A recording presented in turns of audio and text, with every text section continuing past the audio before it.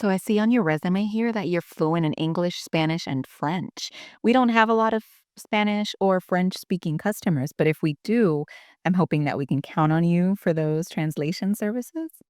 Yeah, I'm happy to offer translation services. Does that come with an additional payment? Is it separately invoiced whenever you have to use my services, or how does that work?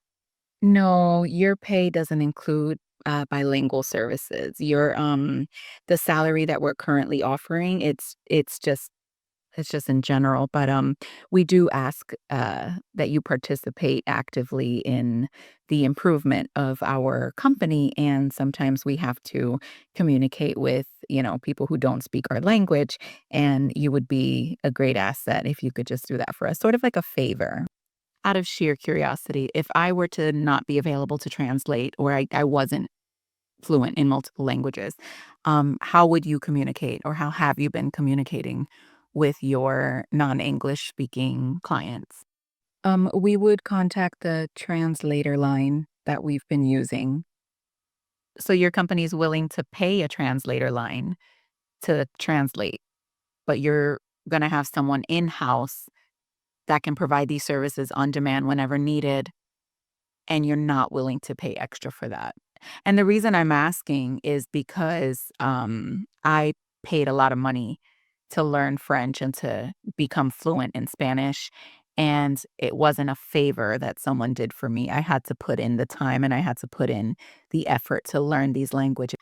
It's just funny to me that you use the word favor, but you're willing to pay a translator line. So, as far as my bilingual efforts, again, you can either add pay to my salary to use those, or I can invoice you separately whenever they're needed, or we can just remove them as an option altogether and I can just completely speak English all the time.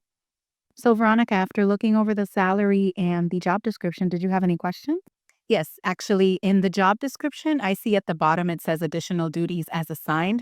Are you able to just describe a little bit more of what's going to be expected aside from what's already listed? I would honestly love to be able to tell you every single thing that you're going to be doing in this role, but it would just take forever. There's just too many variables when it comes to this position. So I wouldn't be able to tell you what those additional duties, sometimes they just come up and we're just going to ask you to do them. And it's just, it kind of falls into that whole additional duties, if that makes sense. And I get that. I understand that you can't tell me every single thing that I'm gonna be expected to do.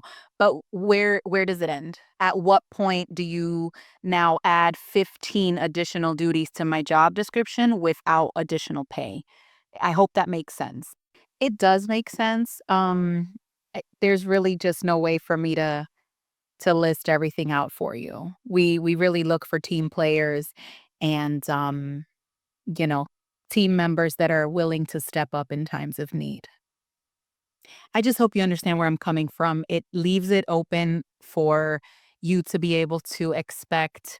So I'm getting paid for items 1 through 5 and saying additional duties as described, it kind of leaves it open for you to be able to add items 6 through 20 and kind of put it under that category and not necessarily give me an opportunity to rebuttal or to require more pay because now I'm being asked to do way more than what's expected of me. If you guys decide to lay off half of the accounting department and all their duties fall on me, then I can't really fight anything because these are additional duties as described.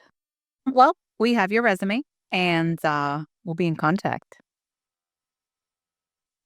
Have a good day.